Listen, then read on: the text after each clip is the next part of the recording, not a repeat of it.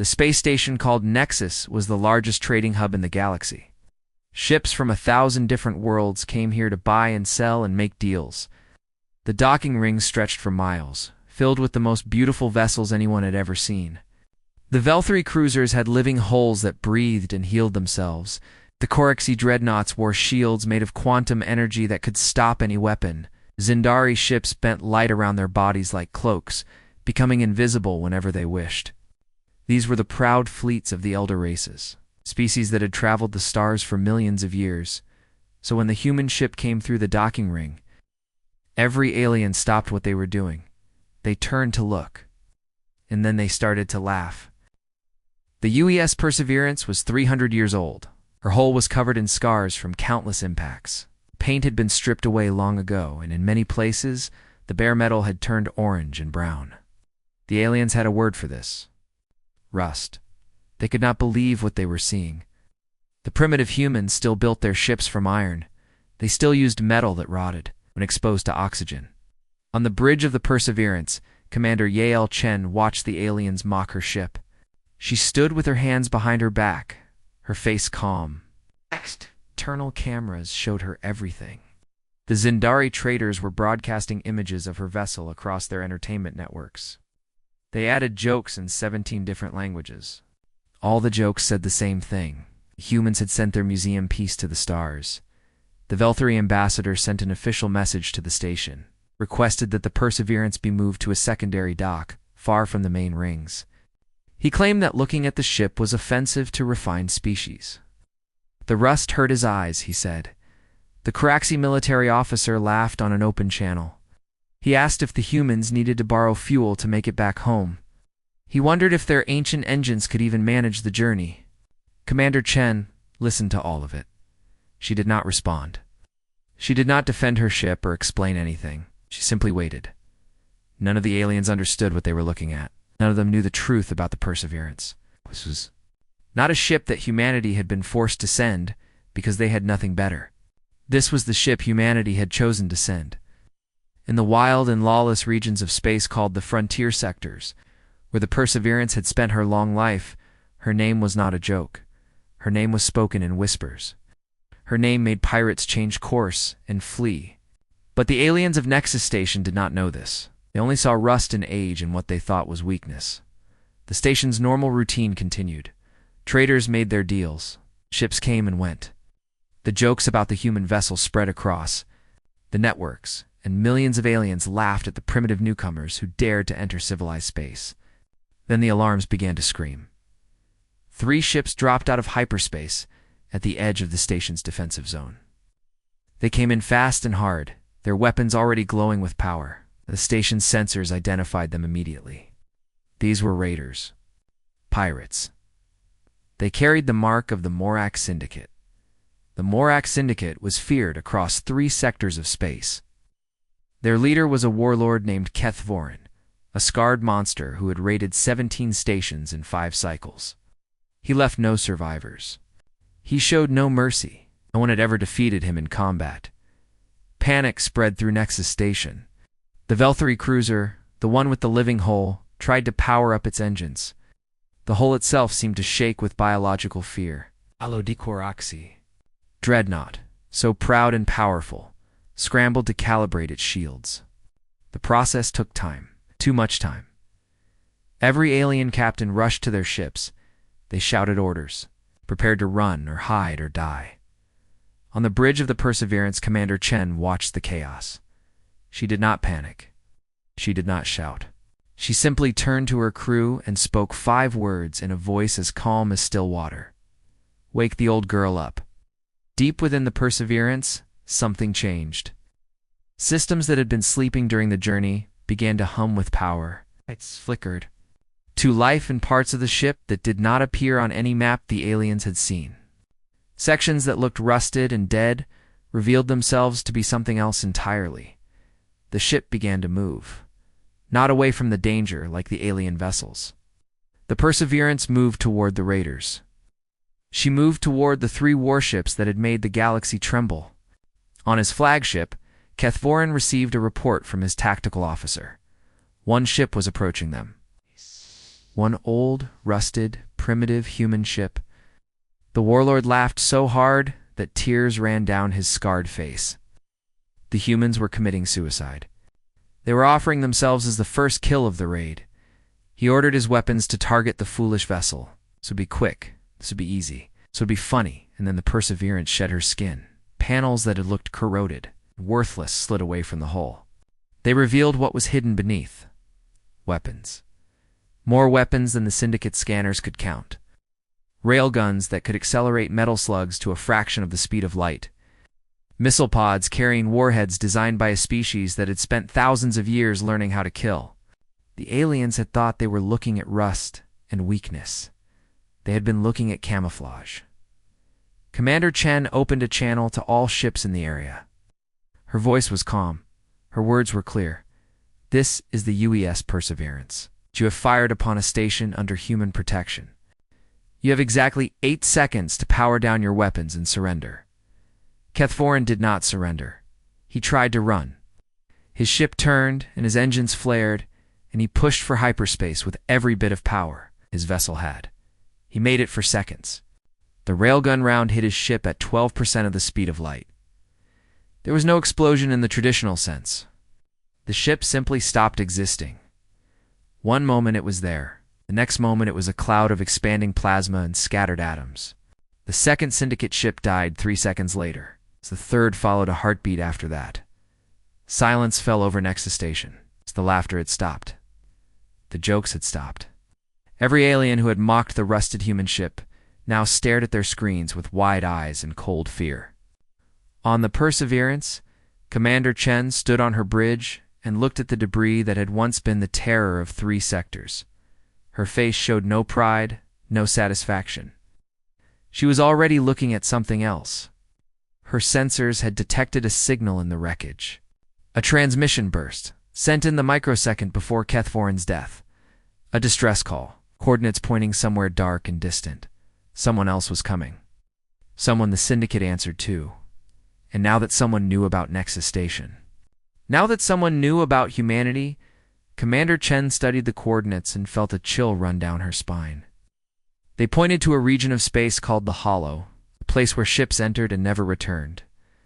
The real danger, she realized, had not yet begun. The news spread across the galaxy like fire through dry grass. Every network carried the footage. Every species watched the recording of the battle at Nexus Station.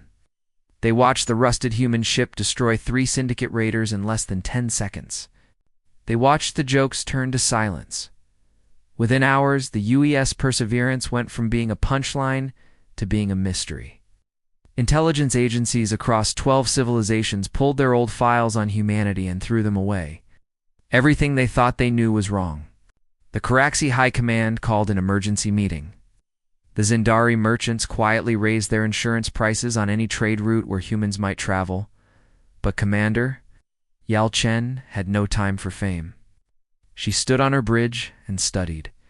The coordinates her sensors had captured from the wreckage of Kethforin's ship. The signal had been a distress call, sent to something in a region of space called the Hollow. Something had answered. She could feel it in her bones. Something was coming. Something that made the Morax Syndicate, the terror of 3 sectors, seem like children playing with toys. The leaders of Nexus Station came to her. They begged her to stay. Their own warships, so proud and beautiful, suddenly seemed weak and fragile. The Velthari ambassador who had complained about the rust now offered anything she wanted: credits, supplies, political favors. Just please stay and protect them. Commander Chen refused. Whatever was coming from the Hollow, she would not let the station become a battlefield. Millions of civilians lived on Nexus. She would meet this threat in open space, far from innocent lives. She would meet it alone if she had to. Her crew did not question the decision. These were humans who had served on the Perseverance for decades. The chief engineer knew the ship's reactor like a farmer knows the weather. He could tell by the sound of the hum if something was wrong. The gunners had given names to their weapons. They called them after old lovers and dead friends. The Marines had boarded pirate vessels with nothing but magnetic boots and sharpened steel when the ammunition ran out. These were not soft people from safe worlds. These were survivors. They had all heard the stories about the Hollow. The ancient Velthari called it the Mouth of Silence. The Chorixi named it the Grave of Fleets. In all of recorded history, 47 expeditions had entered its boundaries. Ships from powerful civilizations, vessels armed with the best weapons of their age, all 47 expeditions had vanished. Not one signal ever came back. Not one survivor ever returned. 2 days after leaving Nexus Station, Perseverance crossed the threshold into the Hollow. Everything changed immediately. Every sensor on the ship went dark. Navigation systems failed. Communications died. The stars themselves seemed to fade away, swallowed by a darkness that felt almost alive, almost aware. The crew had traveled through many strange regions of space, but none of them had ever felt anything like this. The darkness pressed against the hull like a physical weight. Then the voice came. It did not come through the speakers. It did not come through any communication system. It spoke directly into their minds. Every crew member heard it at the same time, a presence vast and cold, and older than anything they had ever imagined. It was not one voice but many, thousands of voices speaking in perfect harmony. It called itself the Eternal Choir. It told them things. Terrible things. It had been harvesting intelligent species since before humanity's ancestors learned to walk upright. It had been collecting civilizations since before the first human looked up at the stars and wondered what they were. It was patient. It was ancient. It was hungry. The voice told them about the Morax Syndicate. The Syndicate's founders had discovered the Hollow centuries ago. They had been consumed, absorbed, added to the choir's collection. What remained of them were puppets, tools used to scout new regions of space and identify new prey. The 47 lost expeditions had met the same fate. Their knowledge, their memories, their very souls had been absorbed into the Eternal Choir, and now the choir turned its attention to the small iron ship that had wandered into its domain. You are new. The voices whispered directly into their thoughts. You are young. You are so very young. You will join us, and then your species will follow. We will add humanity to our collection. We will consume your worlds, and your children, and your future. And you will thank us for it. The psychic assault began. All across the ship, crew members fell to their knees. They clutched their heads and screamed. The voices were inside them, rifling through their memories like fingers through old papers. They could feel their personalities beginning to dissolve. Their sense of self was melting away like ice in warm water. But not everyone fell. Commander Chen stood on the bridge. Blood streamed from her nose. Her hands were shaking. The pressure inside her skull was greater than anything she had ever felt. But she did not fall. She did not kneel. She laughed. It was not a pleasant laugh. It was hard and sharp and dangerous. The kind of laugh that made the voices hesitate for just a moment. You've never met humans before, have you? She said aloud. Her voice echoed through the empty bridge. You don't know what we carry in our heads. You don't know what we've done to each other. The Eternal Choir pressed harder, trying to break her. But Commander Chen did something unexpected. She did not try to block the voices out. She did not try to hide her memories. She opened her mind completely. She let them in. But she was not surrendering. She was attacking. She showed them everything.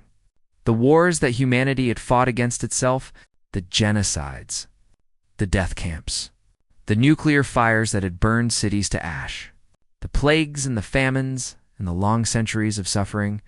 She showed them the worst moments of human history. Every terrible thing that humans had done to each other since the beginning of time, 300,000 years of pain and survival, and spite poured into the Eternal Choir. For the first time in a million years, the ancient consciousness recoiled. It pulled back from her mind like a hand jerking away from a hot flame. It had consumed countless species. It had absorbed civilizations that thought themselves enlightened and peaceful. But it had never touched a mind like this. It had never seen a species that carried so much darkness inside itself and still kept moving forward. The hesitation lasted only a moment. But a moment was enough. Commander Chen's voice rang out across the ship's internal speakers. All hands, Emergency Protocol 7. Seal yourselves in the shielded compartments.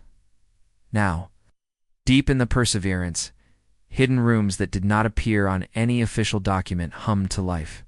They were lined with materials that blocked psychic intrusion. Humanity had learned about telepathic predators decades ago.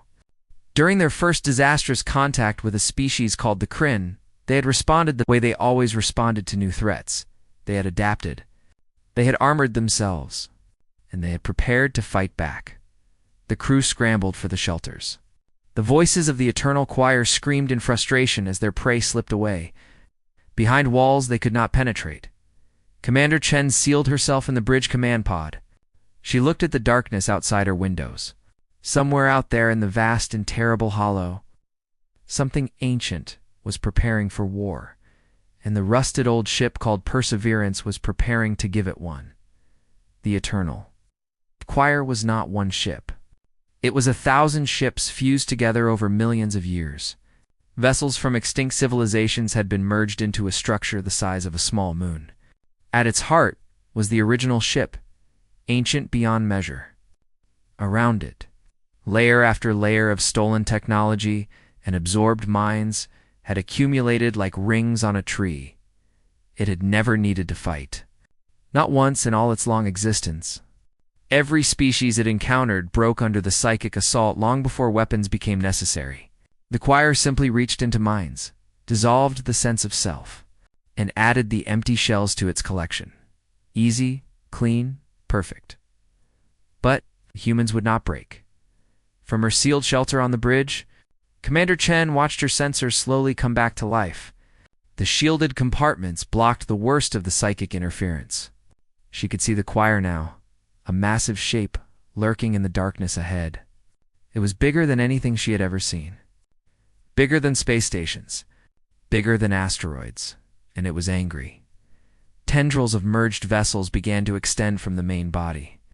They reached toward the Perseverance like fingers closing around an insect.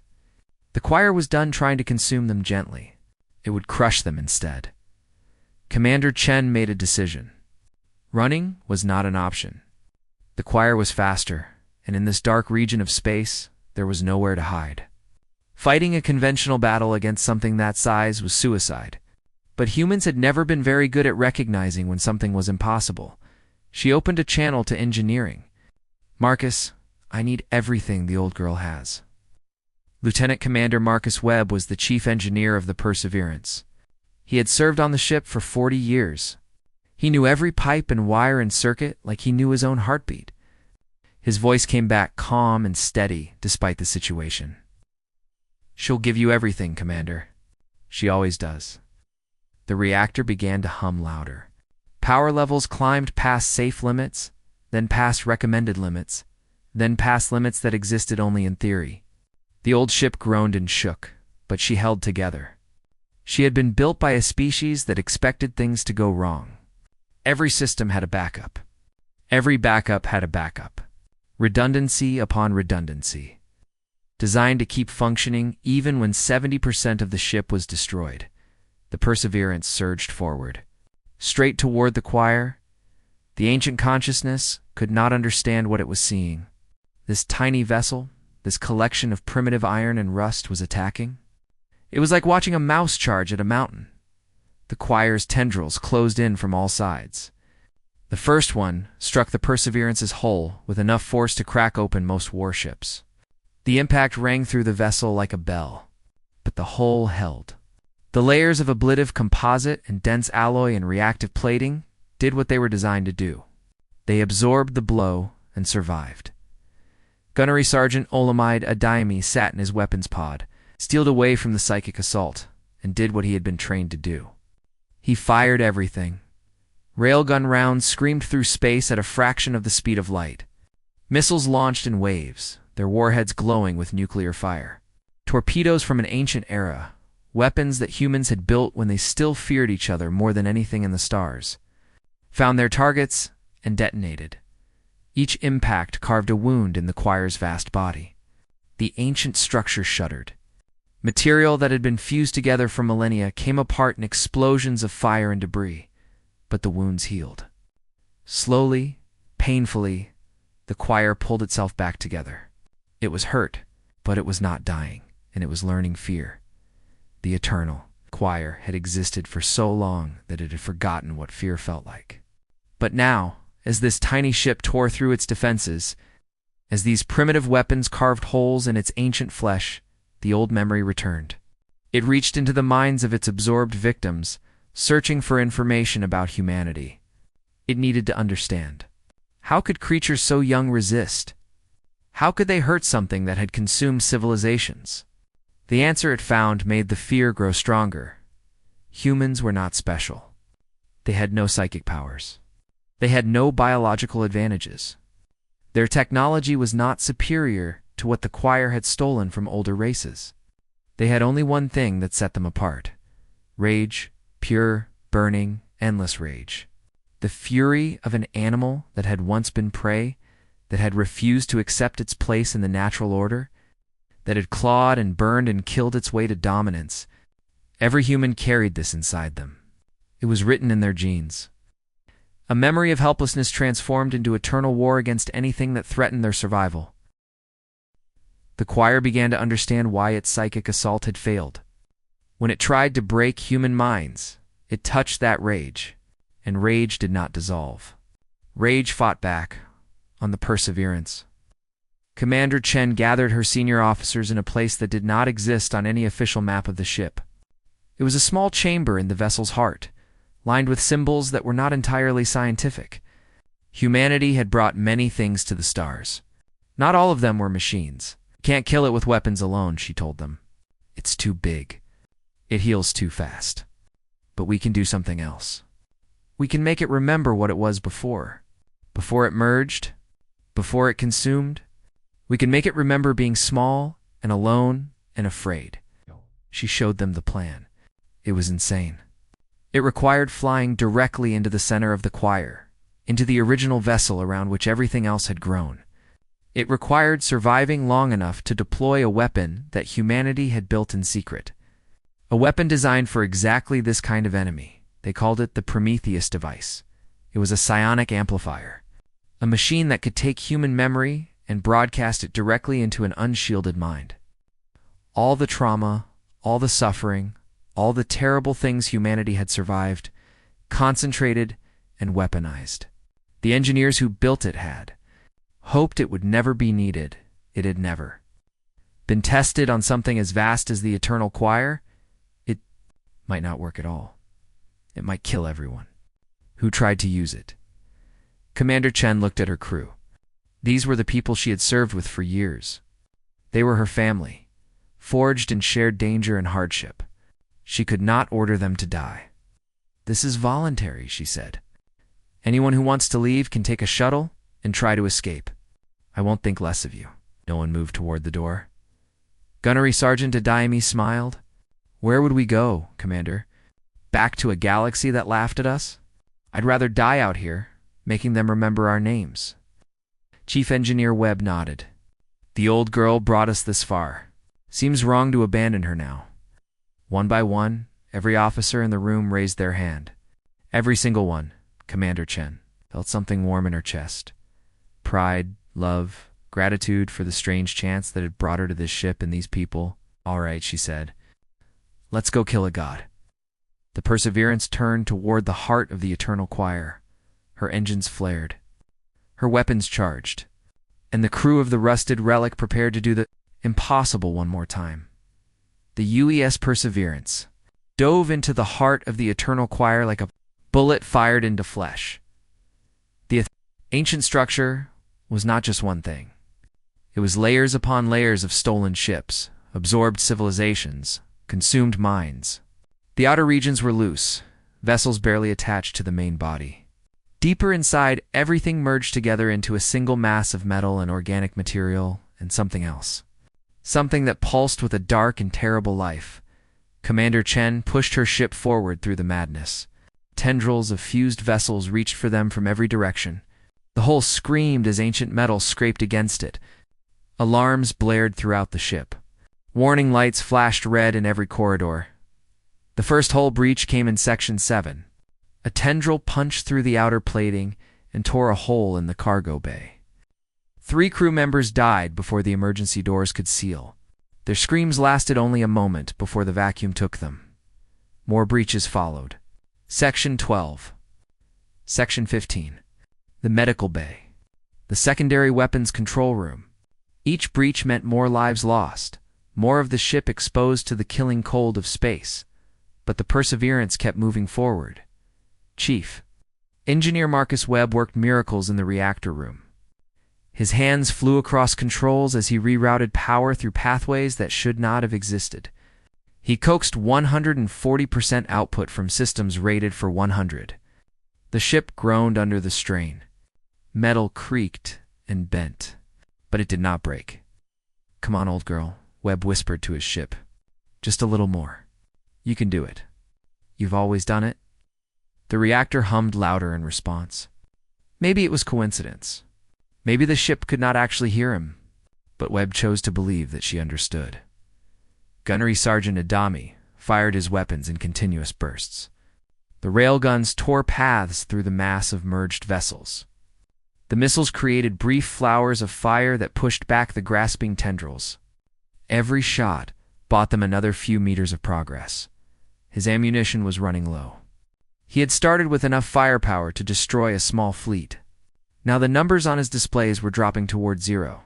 "Commander," he said, over the comm system, "I'm down to maybe 2 minutes of sustained fire." Chen's voice came back steady. "Make them count, Sergeant." The eternal choir screamed across psychic frequencies. The sound echoed in the minds of everyone on the ship, even through the shielding. It was a sound of rage and confusion and something else. Something the ancient consciousness had not felt in a million years. Pain. The tiny human ship was hurting it. Actually hurting it. The weapons tore through material that had been fused together since before humanity learned to use fire. The railgun rounds punched holes that would take centuries to heal. The nuclear warheads burned away minds that had been part of the choir since the extinction of their original species. It did not understand how this was possible. It had consumed civilizations with technology far superior to anything the humans possessed. It had absorbed warships that made the Perseverance look like a child's toy. But none of them had fought like this. None of them had pushed forward when retreat was the only logical choice. The choir reached into the minds of its absorbed victims again, searching for any scrap of information about human psychology. What it found only increased its confusion. Humans called this behavior many things: stubbornness, determination, the refusal to accept defeat. But underneath all the pretty words was something simpler and darker: spite, pure, burning spite. The willingness to die just to hurt something that had hurt them. The ability to look at impossible odds and choose to fight anyway. Not because victory was possible, but because surrender was worse than death. The choir had never encountered anything like it. The species it absorbed always calculated their chances and accepted the logical outcome. They surrendered when surrender was sensible. They gave up when giving up was reasonable. Humans were not reasonable. The Perseverance broke through the final layer of outer defenses. Ahead, Commander Chen could see the heart of the choir. The original vessel, ancient beyond measure, sat at the center of the vast structure. It was small compared to what had grown around it. A single ship from a species that had died so long ago that even the choir did not remember their name. This was the target. The Prometheus device needed to be deployed here at the core, where the psychic signal would spread to every part of the merged consciousness, but the path was blocked. The choir had pulled all its remaining strength together. A wall of tendrils and fused vessels formed between the Perseverance and the core. There was no way through, not without losing the ship entirely. Commander Chen made her decision in less than a heartbeat. "All hands, prepare for ramming speed." The bridge crew looked at her. No one questioned the order. No one asked if she was serious. They simply began the preparations. The Perseverance was not designed as a ramming ship. She was 3 centuries old, held together by patches and repairs and the stubborn determination of her crew. Hitting that wall at full speed would tear her apart, but it would also tear open a hole. A brief window. A chance. Chief Engineer Webb's voice came through the comm. "Reactor is ready, Commander." She'll give you everything she has. Dami loaded his last missiles. Weapons standing by, Dr. Sarah Kim, the ship's medical officer, sealed herself in the emergency shelter with the Prometheus device. She would be the one to deploy it if Chen fell. Devices ready, Commander. Chen looked around her bridge. These people had trusted her with their lives for years. Now she was about to ask them to die. I want you all to know something, she said.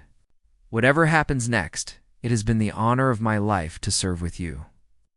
Lieutenant Park, her navigation officer, smiled through tears. Just get us there, Commander. We'll handle the rest. The engines roared. The Perseverance surged forward. The wall of tendrils rushed toward them, a mass of ancient death ready to swallow them whole. Commander Chen did not close her eyes. She watched death approach and felt no fear. Only a strange, fierce joy. This was what humans were for, she thought. This was what they had always been for.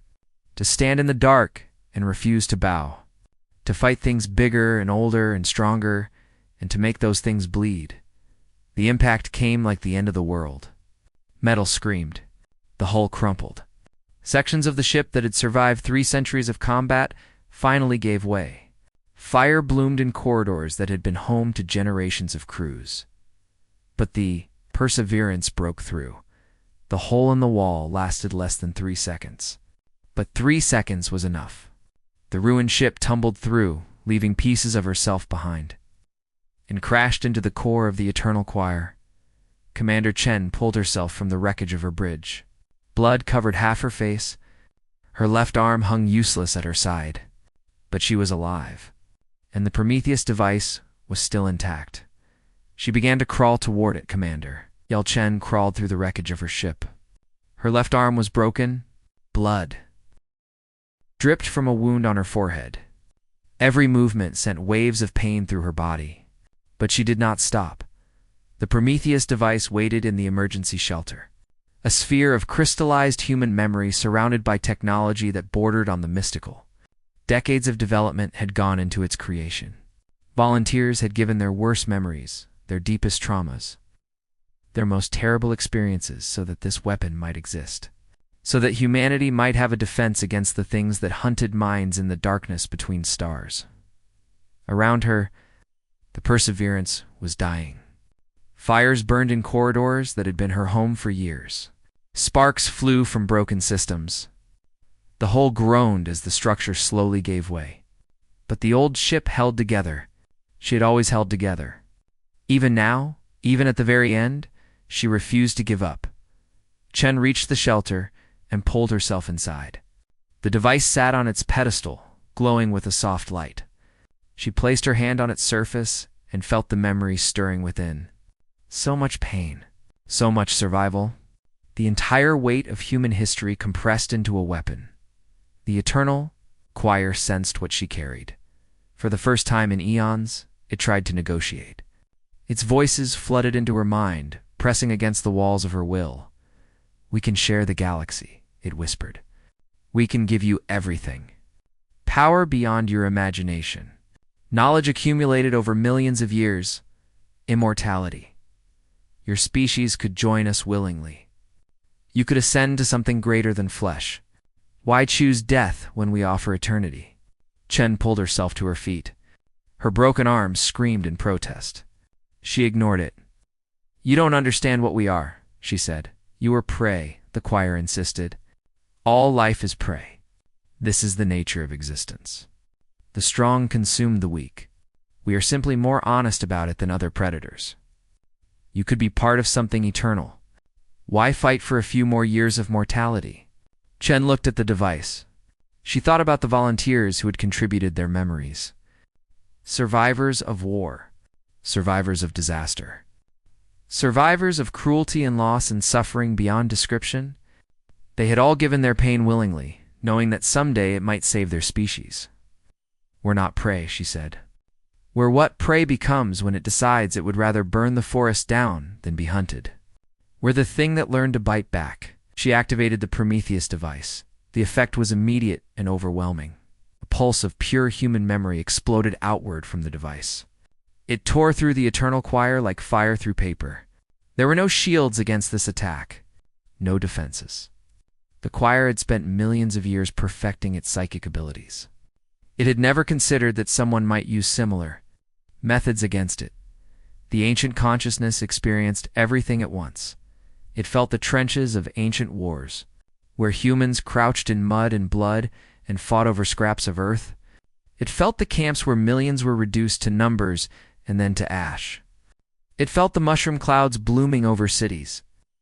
The moment when humanity looked upon its own capacity for destruction and refused to turn away. It felt the plagues that swept across continents, the famines that reduced families to skeletons, the long centuries of grinding poverty and endless labor. But more than the suffering, the choir felt the response.